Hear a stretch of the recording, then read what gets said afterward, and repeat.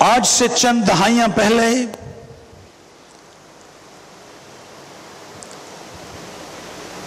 دنیا میں ایک بہت بڑی تحریک نے جنم لیا اور دیکھتے ہی دیکھتے یہ تحریک دنیا کے مہذب ملکوں میں بڑی مقبول ہو گئی۔ اس تحریک کا نام تھا گاڈ از ڈیڈ، خدا مردہ ہے، گاڈ از ڈیڈ۔ جتنی تیزی کے ساتھ یہ تحریک ابھری اتنی تیزی کے ساتھ یہ تحریک اپنی موت آپ مر گئی۔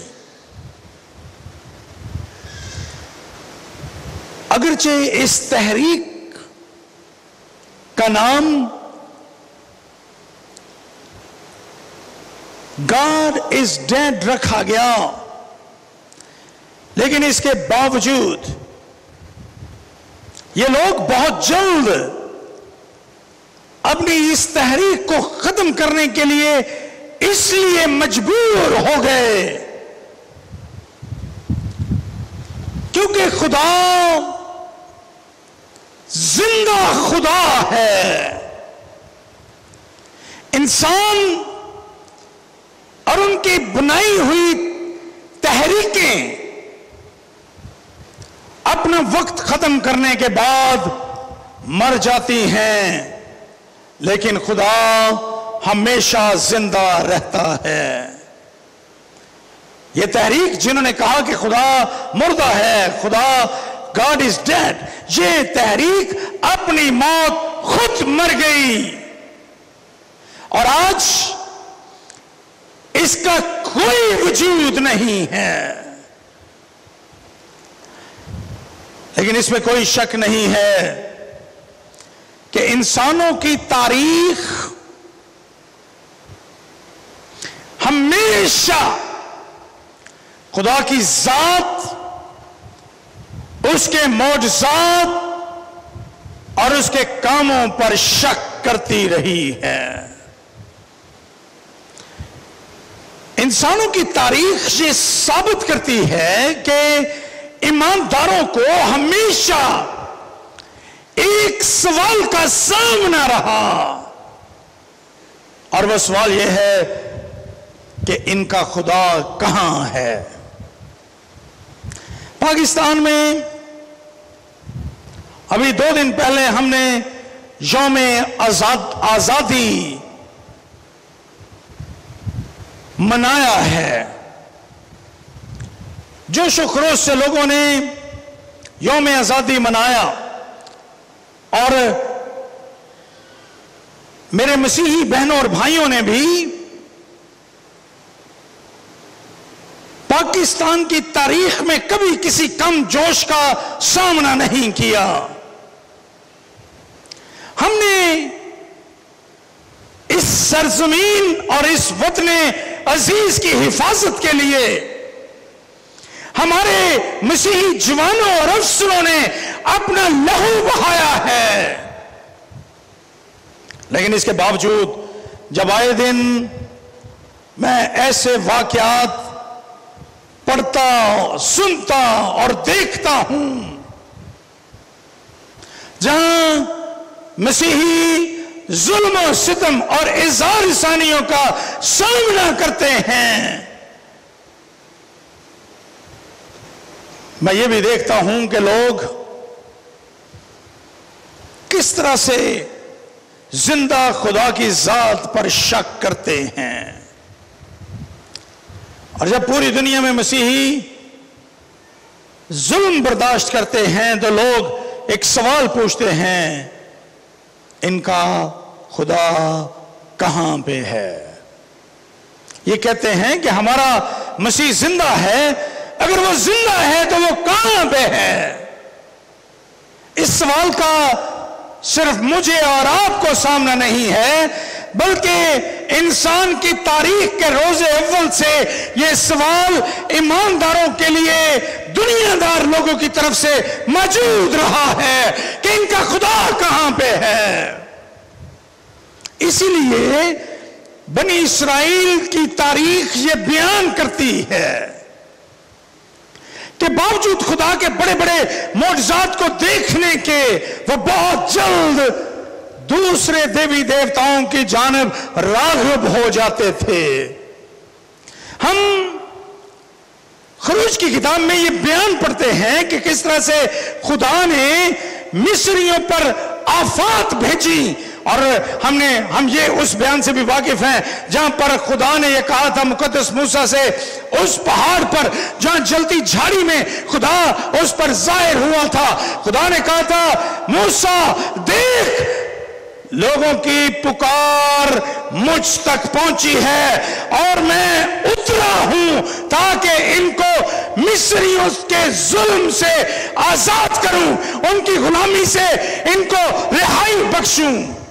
اور پھر ہم یہ بھی بیان پڑھتے ہیں کہ کس طرح سے خدا نے آفات بھیجی بنی اسرائیل کو بچانے کے لیے مصریوں پر، اور کس طرح سے خدا نے مصر کی غلامی سے بنی اسرائیل کو آزاد کیا، اور لاکھوں کی تعداد میں بنی اسرائیل مصر کے ملک سے نکل کر ملک موتا کی جانب سفر کرتے ہیں، راستے میں بحر کلزم کے کنارے پر پہنچتے ہیں، مصر کی فوجیں پیچھے ہیں، لیکن خدا کے ایک اشارے پر بحر کلزم کا پانی پھٹ کر دو حصوں میں تقسیم ہو جاتا ہے، بنی اسرائیل خشکی پر چل کر دوسرے کنارے پر پہنچ جاتے ہیں، جبکہ مصری فوجیں اپنی ساری طاقت، اپنی ساری قوت، اپنے سارے لشکر، اپنی ساری سپاہی، اپنے سارے ہنر سمیت سمندر کی لہروں کی نظر ہو جاتے ہیں۔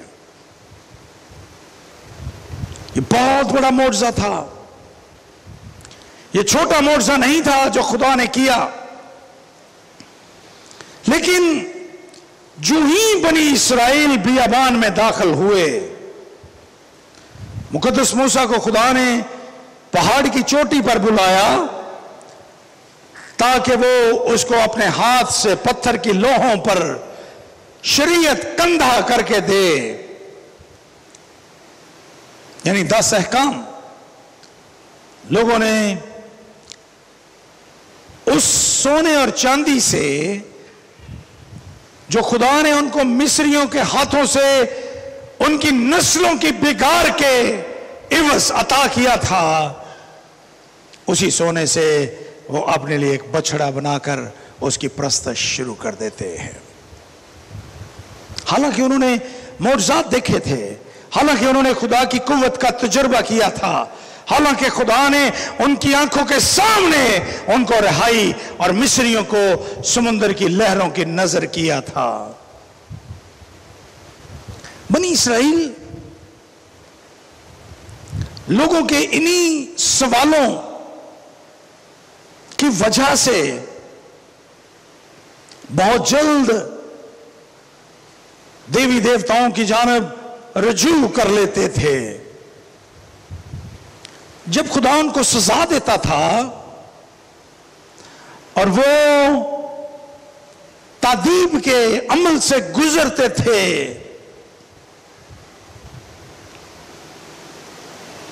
ان کی ناگفتہ بے حالت کو دیکھ کر لوگ ان سے پوچھتے تھے کہ ان کا خدا کہاں ہے اور ان کو بچاتا کیوں نہیں۔ اب زبور 42 کو دیکھیے، 42واں زبور، اس کی 3 آیت، میرے آنسو دن رات میری خوراک ہیں، جس حال کے وہ مجھ سے برابر کہتے ہیں تیرا خدا کہاں ہے۔ برابر، اگین اینڈ اگین، ریپیٹڈلی برابر کہتے ہیں تیرا خدا کہاں ہے۔ So it's a big question, ایک بہت بڑا سوال ہے اور اس سوال سے آج بھی ہماری جان نہیں چھوٹی. جب ہم مشکلات میں سے گزر رہے ہوتے ہیں، جب ہم مخالفت اور طوفانوں کا سامنا کر رہے ہوتے ہیں، کئی ایک مرتبہ ہمارے اپنے دل میں یہ سوال پیدا ہوتا ہے، ہمارا خدا کہاں ہے؟ ہمیں کیوں نہیں بچاتا؟ کیوں وہ اپنا ہاتھ بڑھا کر ہمیں اس بیماری سے یا اس طوفان سے نکال کیوں نہیں لیتا؟ کیا میرا خدا ان تمام شرارت کے پیروکاروں سے کمزور ہے؟ کیوں میرا خدا مجھے بچاتا نہیں ہے؟ اور پھر یہ سوال ہمارے اندر پیدا ہوتا ہے، میرا خدا کہاں ہے؟ Where is my God? زبور نویس اس سوال کا بارہا موقعوں پر اعادہ کرتا ہے کہ لوگ ارد گرد کی قومیں ہم سے یہ سوال پوچھتی ہیں کہ تمہارا خدا کہاں ہے، جس کے بارے میں تم نے کہا کہ وہ ہمیں دودھ اور شہد کی ندیوں کے پاس لے جائے گا، جہاں کی زمین زرخیز ہے، جو برکتیں بخشے گا. آج تمہارا خدا کہاں ہے؟ زبور نمبر 115 جو آج آپ کے سامنے تلاوت کیا گیا، اس کی یہ زبور اپنی ذات میں اس ویری رچ سام، رچ پوئم، تھیالوجی کے بہت سے بھید اس کے اندر موجود ہیں، لیکن میں نے صرف اس کے پہلے حصے کا انتخاب کیا ہے تاکہ میں اس کو آپ کے سامنے پیش کر سکوں. اور یہ سوال، یہ زبور اسی سوال کا جواب دیتا ہے جس کو میں آپ کے سامنے آج بیان کر رہا ہوں. تمہارا خدا کہاں ہے؟ قومیں پوچھتی ہیں کہ تمہارا خدا کہاں ہے. دوسری آیت دیکھیے، اور زبور نمبر 115 کا مصنف خدا سے یہ دہائی دیتا ہے کہ اے خداوند، تو ہماری خاطر نہیں تو کم از کم اپنے نام کی خاطر، اپنے نام کو عزت دینے کے لیے، اپنے نام کو جلال دینے کے لیے قوموں کے سوالوں کا جواب دے کہ تو کہاں پہ ہے. اے خداوند، ہم کو نہیں بلکہ تو اپنے ہی نام کو اپنی شفقت اور سچائی کی خاطر جلال بخش. قومیں کیوں کہیں اب ان کا خدا کہاں ہے؟ قومیں کیوں کہیں کہ اب ان کا خدا کہاں ہے؟ بہت مرتبہ میں ان دو آیات کو اپنی اور اپنے مسیحی بہنوں اور بھائیوں، بزرگوں کے لیے، بچوں کے لیے یہی کہتا ہوں کہ خداوند، ہمارے لیے نہیں، اپنے نام کو جلال دینے کے لیے اپنے آپ کو ثابت کر کہ تو سچا ہے، وعدوں میں سچا خدا ہے، اور اپنے لوگوں کی زندگیوں میں کام کر، ہمیں بچا. لیکن میں جانتا ہوں دکھوں کے باوجود، مصیبتوں کے باوجود، تعصب کے باوجود، طوفانوں کے باوجود، مشکلات کے باوجود، اس ملک میں رہتے ہوئے بطور قوم غربت کے باوجود، ہمارا خدا زندہ اور موجود ہے. آج صبح میں نے پریسبیٹیرین چرچ گرجاک میں پریسبیٹری سنڈے کے موقع پر بھی اسی خیال کو ایک بائبل کے دوسرے ٹیکسٹ سے پیش کیا ہے کہ ہمارا خدا زندہ ہے اور وہ ہمارے ساتھ ہے. یہاں پر زبور نمبر 115 کا مصنف جب اس سوال کو اٹھاتا ہے کہ قومیں کیوں کہیں کہ اب ان کا خدا کہاں ہے، تو وہ اس کا جواب دیتا ہے. اس کا جواب دیتے ہوئے وہ پہلے حصے میں ایک کنٹراسٹ بیان کرتا ہے اور وہ کہتا ہے ہمارا خدا تو آسمان پر ہے، ان قوموں کے دیوی دیوتا، ان قوموں کے خدا زمین پر ہیں، لیکن ہمارا خدا آسمان پر تخت نشین ہے۔ یہ فرق ہے جس کو وہ یہاں پر بیان کر رہا ہے۔ دنیا کے دیوی دیوتا محض اس زمین پر ہیں جہاں ان کو رکھا گیا ہے، لیکن ہمارا خدا آسمان کا خدا ہے۔ ہمارا خدا، دنیا کے دیوی دیوتا زمین پر رہتے ہیں، لیکن ہمارا خدا آسمانوں پر تخت نشین ہے، وہ آسمانوں پر رہتا ہے۔ اور پھر لکھا ہے اس نے جو کچھ چاہا وہی کیا۔ ان کے بت چاندی اور سونا ہے۔ Their gods are man-made gods۔ ان کو لوگوں نے، جب وہ چاندی اور سونے کی بات کرتا ہے، یہ دھاتیں ہیں، میٹلز ہیں، جب ان کی بات کرتا ہے تو اس سے مراد یہ ہے کہ ان کے دیوی دیوتا انسانوں نے بنائے ہیں، لیکن ہمارا خدا جو آسمانوں میں ہے اس کو انسانوں نے نہیں، بلکہ وہ اس نے خود انسانوں کو تخلیق کیا ہے۔ انسانوں نے بت بنائے، انسانوں نے دیوی دیوتا بنائے، لیکن ہمارے خدا نے انسانوں کو پیدا کیا ہے، اس لیے وہ عظیم ہے۔ یہ فرق ہے۔ ہمارا خدا، دنیا کے دیوی دیوتا زمین پر رہتے ہیں، ہمارا خدا آسمان پر رہتا ہے۔ دنیا کے دیوی دیوتا مین میڈ ہیں، انسانوں نے بنائے ہیں، لیکن ہمارے خدا نے انسانوں کو پیدا کیا، تخلیق کیا ہے۔ اس لیے ہمارا خدا خالق ہے، مخلوق نہیں ہے۔ دنیا کے دیوی دیوتا they are created, they are made by somebody, some human being، لیکن وہ انسان جو دیوی دیوتاؤں کو گھڑتے ہیں ان کا خالق خدا ہے۔ آئیے چند ایک باتیں دیکھیں۔ 6 باتیں میں آپ کے سامنے بیان کروں گا۔ عام طور پر میں 3 یا 4 باتیں کہتا ہوں، لیکن آج 6 باتیں کہوں گا اس زبور میں سے جو خدا کی نسبت سے یہاں پر بیان کی گئی ہیں۔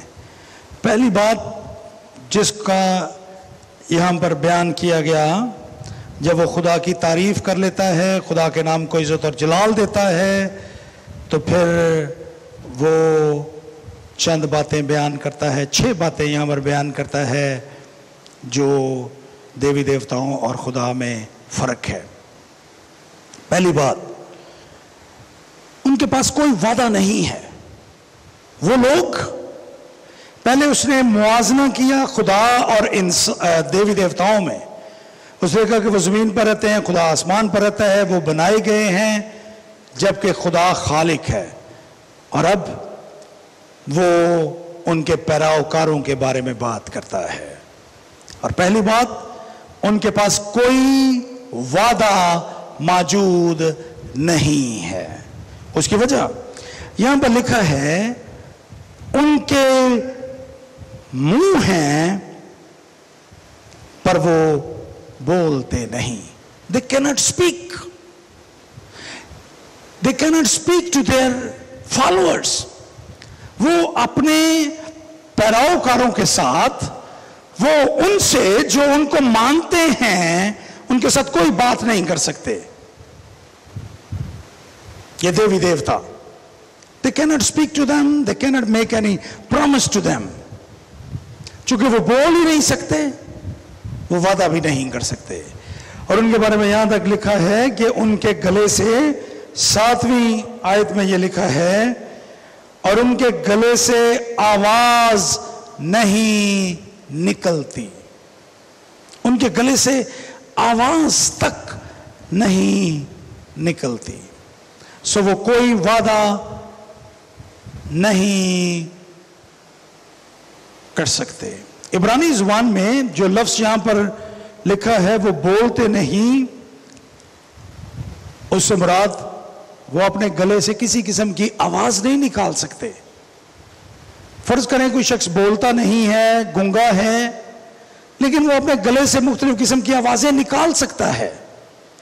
لیکن ان کے بارے میں عبرانی زبان میں جو لفظ استعمال ہوا وہ یہ ہے کہ ان کے گلے سے آواز تک نہیں نکلتی. They cannot make any sound. کیونکہ وہ تو بے جان ہیں، وہ ان کے منہ تو بنائے گئے ہیں لیکن وہ بولتے نہیں ہیں. ان کے پاس کوئی وعدہ موجود نہیں ہے. غیر قوموں کے معبود کوئی وعدہ نہیں کر سکتے. دوسری بات، ان کے ماننے والوں کے پاس کسی قسم کی کوئی محافظت نہیں ہے. نو پروٹیکشن. اس کی وجہ کیا ہے؟ یہاں پر لکھا ہے ان کی آنکھیں تو ہیں پر وہ دیکھتے نہیں. ان کی آنکھیں تو ہیں پر وہ دیکھتے نہیں. ہمارا خدا جو آسمان اور زمین کا خدا ہے، اس کی آنکھیں ہم پر لگی رہتی ہیں. زبور نمبر 32 اور اس کی 8ویں آیت، پطرس کا پہلا عام خط اس کا 3 باب اور اس کی 12ویں آیت، خدا کی آنکھیں پوری دنیا کو دیکھتی ہیں. اس کی آنکھیں ہم پر، مجھ پر اور آپ پر لگی رہتی ہیں. وہ ہمیں دیکھتا ہے اور جو ہمیں دیکھتا ہے وہ ہمیں بچانے کی قدرت رکھتا ہے. لیکن جو دیکھ ہی نہیں سکتا وہ بچا کیسے سکتا ہے؟ سو ان کے پاس کوئی کسی قسم کی کوئی پروٹیکشن نہیں ہے، کوئی محافظت نہیں ہے. دنیا میں لوگ آج بھی خدا کے خلاف باتیں بھی کرتے ہیں، خدا کے بارے میں سوال بھی اٹھاتے ہیں، لیکن یہ یاد رکھیں کہ ہمارا خدا بولتا بھی ہے، ہمارا خدا دیکھتا بھی ہے، وہ ہم پہ نظر رکھتا ہے. تیسری بات، ان کے پاس کوئی دعا نہیں ہے. دیوی دیوتاؤں کو ماننے والوں جو خدا کا انکار کرتے ہیں، they have no prayer. کیسے؟ یہاں پر دیکھیے، ان کے کان ہیں پر وہ ان کے کان ہیں پر وہ سنتے نہیں. اور اگر کوئی سنتا ہی نہیں تو اس سے آپ لاکھوں دعائیں کرتے رہے، اس کا کیا فائدہ؟ یہ تو ایسے ہی آپ کسی درخت کے سامنے جا کر بولتے جائیں بولتے جائیں بولتے جائیں،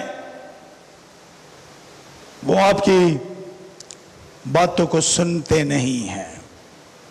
آپ کروڑوں دعائیں ان سے کریں، ان کا نام لے لے کر آپ مانگیں ان سے، لیکن ان کے کان نہیں ہیں. آپ کو یاد ہوگا ایلیا اور بال کے پجاریوں کا واقعہ.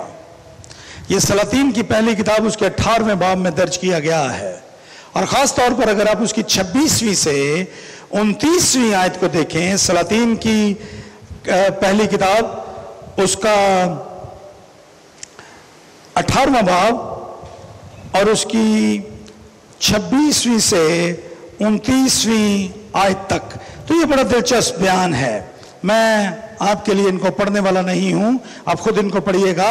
لیکن وہاں پر ایلیا ان سے کہتا ہے کہ شاید تمہارا خدا، تمہارا دیوتا بال سو رہا ہو، اونچی آواز سے پکارو تاکہ وہ تمہاری آواز کو سن لے. لیکن وہ سن نہیں سکتے. ان کے کان ہیں لیکن وہ سن نہیں سکتے. اور ان کا چونکہ وہ سن نہیں سکتے اس لیے ان کے سامنے بولنا دعائیں کرنا گویا دیواروں سے ٹکرے مارنے کے مترادف ہے. جب کوئی سنتا ہی نہیں تو اس کا فائدہ کیا؟ So they have no prayers. ان کے پاس they have no promise, they have no protection and they have no prayer. ان کی آنکھیں ہیں, ان کے منہ ہیں بولتے نہیں, ان کی آنکھیں ہیں دیکھتے نہیں, ان کے کان ہیں پر وہ سنتے نہیں ہیں. چوتھی بات, ان کے پاس ان کے لیے کوئی پرستش نہیں ہے, کیونکہ وہ آپ کی پرستش کو قبول کرنے کے لائق نہیں ہیں. کیسے؟ ان کے ناک ہیں پر وہ سونگھتے نہیں. ان کے ناک ہیں پر وہ سونگھتے نہیں. آپ کہیں گے کہ جناب پادری صاحب ناک اور پرستش کا کیا تعلق ہے؟ آئیے دیکھیں پیدائش کی کتاب اس کا 8واں باب اور اس کی 21ویں آیت. پیدائش کی کتاب اس کا 8واں باب اور اس کی 21ویں آیت. یہ آیت میں آپ کے لیے ضرور پڑھنا چاہتا ہوں. 8واں باب اور اس کی 21ویں آیت. یہاں پر لکھا ہے 20ویں آیت میں, تب نوح نے خداوند کے لیے ایک مذبح بنایا اور سب پاک چوپایوں اور پاک پرندوں میں سے تھوڑے سے لے کر اس مذبح پر سوختنی قربانیاں چڑھائیں, اور خداوند نے ان کی راحت انگیز کیا لکھا ہے؟ خوشبو لی. خداوند نے ان کی راحت انگیز خوشبو لی. He accepted their praises.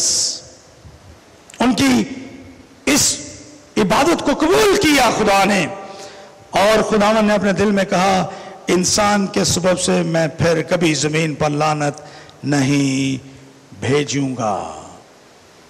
ان کے ناک ہیں پر وہ سونگھتے نہیں. They have no praises.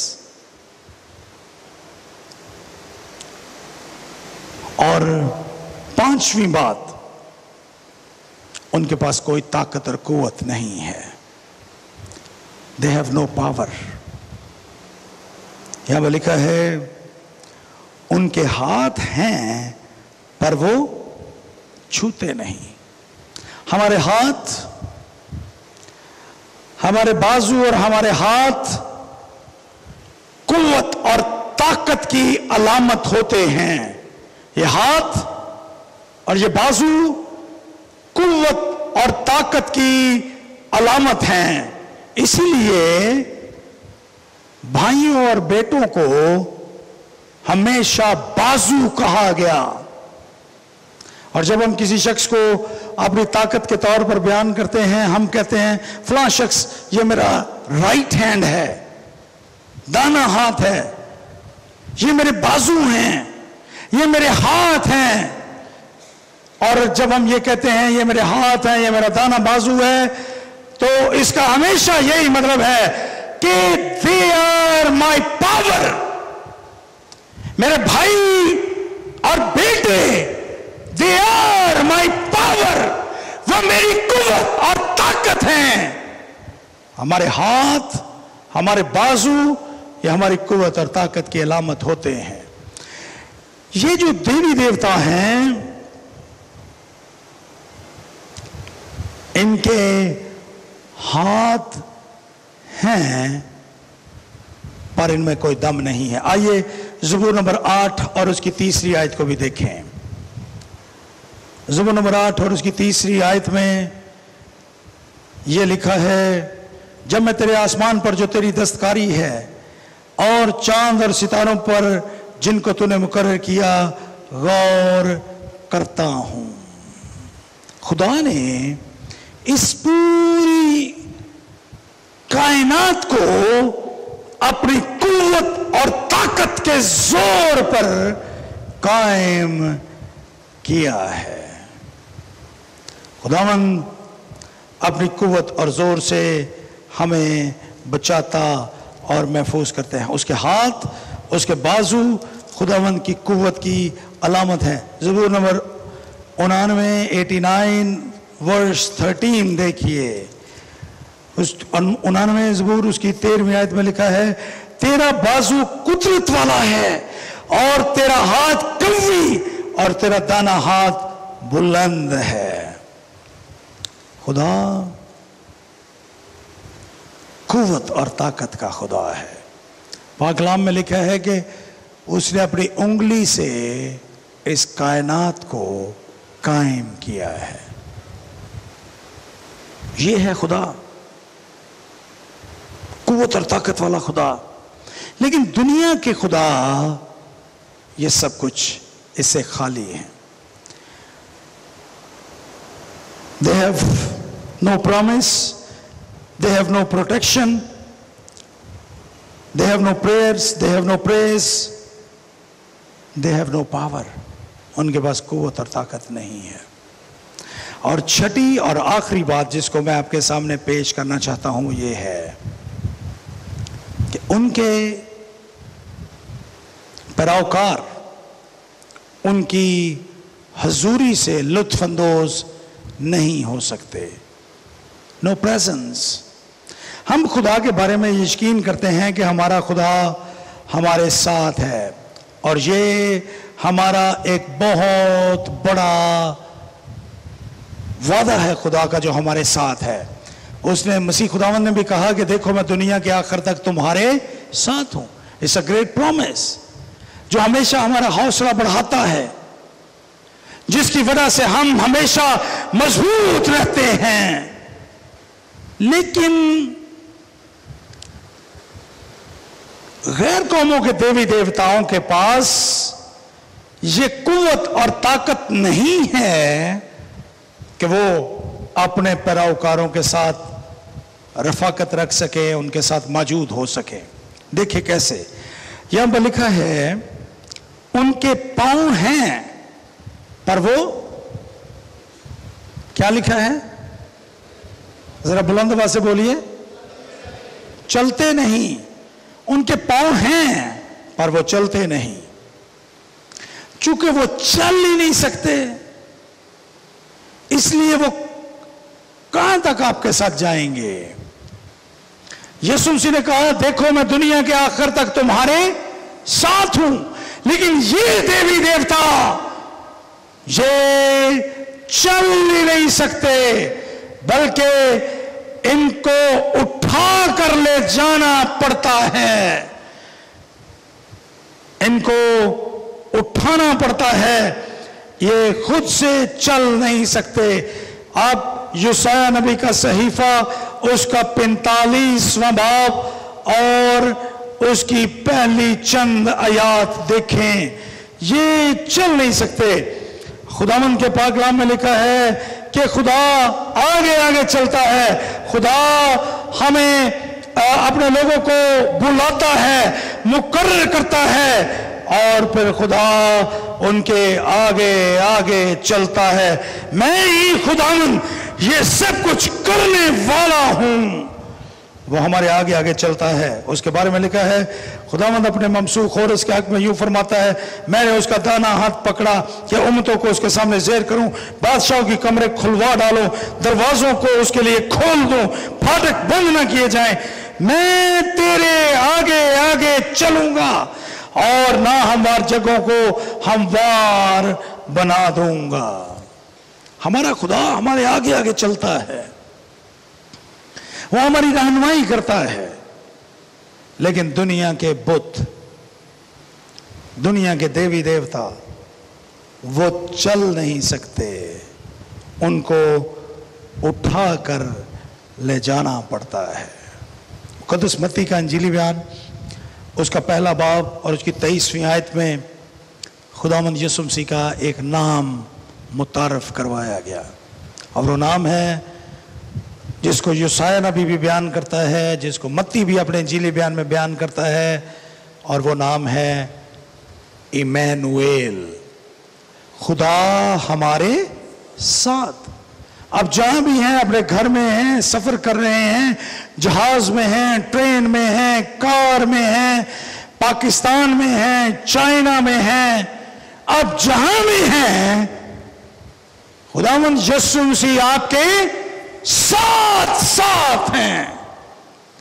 لیکن ان دیوی دیوتاؤں کو یہ استحقاق نہیں ہے, چونکہ یہ لکڑی, مٹی, پتھر, سونے اور چاندی سے کھڑے گئے ہیں, بنائے گئے ہیں, اس لیے ان کو اٹھا کر چلنا پڑتا ہے. اب یرمیہ نبی کا صحیفہ اس کا 10واں باب اور اس کی 5ویں آیت کو دیکھیے. اس سلسلے میں یہ بہت اہم آیت ہے. یرمیہ نبی کا صحیفہ اس کا 10واں باب اور اس کی 5ویں آیت میں کچھ اس طرح سے لکھا ہے ان بتوں اور دیوی دیوتاؤں کے بارے میں. وہ کھجور کی مانند مخروطی ستون ہیں پر بولتے نہیں, ان کو اٹھا کر لے جانا پڑتا ہے کیونکہ وہ چل نہیں سکتے. ان سے نہ ڈرو کیونکہ وہ نقصان نہیں پہنچا سکتے اور ان سے فائدہ بھی نہیں پہنچ سکتا. یرمیہ یہ بیان کرتا ہے کہ ان کو اٹھا کر لے جانا پڑتا ہے. ان کے فالوورز جو ہیں, their followers carry them, ان کو اٹھا کر لے جاتے ہیں. لیکن میرا اور آپ کا خدا جو زندہ ہے وہ ہمارے آگے آگے چلتا ہے اور اس کو وہ ہر جگہ ہمارے ساتھ موجود ہوتا ہے. ہمارا خدا ہر جگہ, سمندر کے نیچے, سمندر سے باہر, خشکی پر, فضاؤں میں, آسمان پر, ہمارا خدا ہر جگہ پر موجود ہے اور وہ ہمارے ساتھ ساتھ ہے. آپ کے خدا کے پاس آپ کے لیے وعدے ہیں کیونکہ وہ آپ سے کلام کرتا ہے. آپ کے خدا کے پاس آپ کے لیے محافظت ہے کیونکہ اس کی آنکھیں آپ کو دیکھ رہی ہیں. آپ کے خدا کے پاس آپ کی دعاؤں کا جواب ہے کیونکہ وہ مستجیب اور سننے والا, جواب دینے والا خدا ہے. آپ کے خدا کے پاس آپ کی پرستش کو قبول کرنے کے لیے ہر ایک طریقہ موجود ہے. آپ کے خدا کے پاس قوت اور طاقت ہے, وہ آپ کی توانائی ہے کیونکہ وہ اس کا زور بازو دنیا کو پریشان کر سکتا ہے. اس کے بازو میں قوت اور طاقت ہے. وہ اپنی انگلی کے اشارے سے دنیا کو تخلیق کرتا ہے. آپ اندازہ کیجئے اس کے ہاتھ کی قوت کا. اور آپ کا خدا جہاں بھی آپ ہیں وہاں پر آپ کے ساتھ موجود ہے. جب کبھی ہمارے دل میں, جب ہم مشکلات میں سے گزر رہے ہوں, یہ سوال پیدا ہو میرا خدا کہاں ہے, تو اس کا جواب یہ ہے Your God is with you. آپ کا خدا آپ کے ساتھ ہے اور وہ ایمینویل ہے. میں اکثر اپنے دوستوں کے ساتھ ایک مثال پیش کرتا ہوں اپنے ایک دوست کی جو کینسر کا مریض تھا, انتہائی تکلیف اور دکھوں میں سے گزر رہا تھا. اور جب میں نے اسے کہا کہ یہ وہ باتیں ہیں جو ہم دنیا کے سامنے جن کی منادی کرتے ہیں, اور اگر ہم منادی کرتے ہیں تو ہمیں ان کی مشق بھی کرنی چاہیے. اور اس نے مجھے کہا کہ میں بڑی تکلیف میں ہوں, درد ہے مجھے, میں انتہائی اذیت اور کرب میں سے گزر رہا ہوں اس لیے کہ مجھے کینسر ہے, میرے جسم میں کینسر ہے, اس لیے میں تکلیف میں سے گزر رہا ہوں. لیکن میرے یسوع کو کوئی کینسر نہیں ہے, لیکن وہ بھی میرے ساتھ میرا دکھ اٹھا رہا ہے. آپ کی دنیا کی مشکلات میں سے آپ گزرتے ہیں اس لیے آپ دکھ اٹھاتے ہیں, لیکن آپ کا یسوع آپ کے لیے دکھ اٹھاتا ہے، اس لیے کہ وہ آپ سے پیار کرتا ہے۔ سو مت سمجھیے کہ جب آپ مشکلات میں ہوتے ہیں تو آپ اکیلے دکھ اٹھا رہے ہوتے ہیں۔ آپ کا یسوع، آپ کا خدا آپ کے ساتھ دکھ اٹھا رہا ہوتا ہے، حالانکہ اسے کوئی تکلیف نہیں ہے، لیکن وہ آپ کی تکلیفوں کو، آپ کے درد کو، آپ کی بیماریوں کو، آپ کی کمزوریوں کو سہتا ہے۔ اور اس پہ شک نہ کریں، کیونکہ جب وہ زندہ تھا، اس دنیا میں تھا، اس نے میری اور آپ کی خاطر کوڑے کھائے، اس کے سر پر کانٹوں کا تاج رکھا گیا اور اس کو صلیب پر کیلوں سے جڑ دیا گیا۔ اس نے میری اور آپ کی خاطر صرف دکھ نہیں بلکہ موت کو بھی برداشت کیا تھا۔ خداوند کے کلام میں اسی لیے لکھا ہے، کون اپنے دوستوں کی خاطر اپنی جان قربان کرتا ہے؟ صرف یسوع۔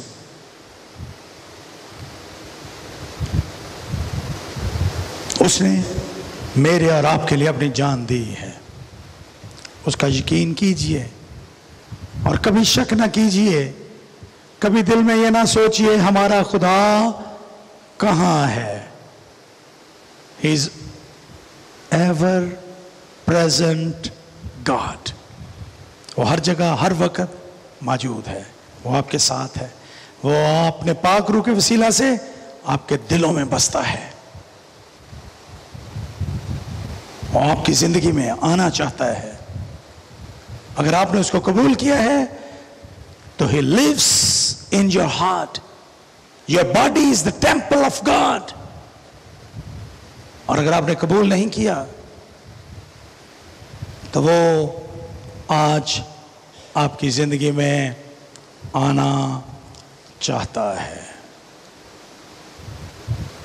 وہ آپ کی زندگی کا بادشاہ بننا چاہتا ہے۔ اس کو پکاریے اور اس کو اپنے دل میں آنے کی دعوت دیجیے، اپنے دل کے دروازے کھولیے، وہ آپ کے ساتھ رہے گا، آپ کی پریشانیوں میں آپ کے ساتھ رہے گا، آپ کی خوشیوں میں، آپ کے دکھوں میں وہ آپ کے ساتھ رہے گا۔ خداوند کو آج اپنے دل میں آنے کی دعوت دیجیے، اس لیے کیونکہ وہ زندہ خدا ہے۔ دنیا کے سارے معبود محض بت ہیں، لیکن میں اور آپ جو مسیحی ہیں، ہم زندہ خدا کو مانتے ہیں۔ اپنے سروں کو جھکائیے، دعا کیجیے خداوند سے۔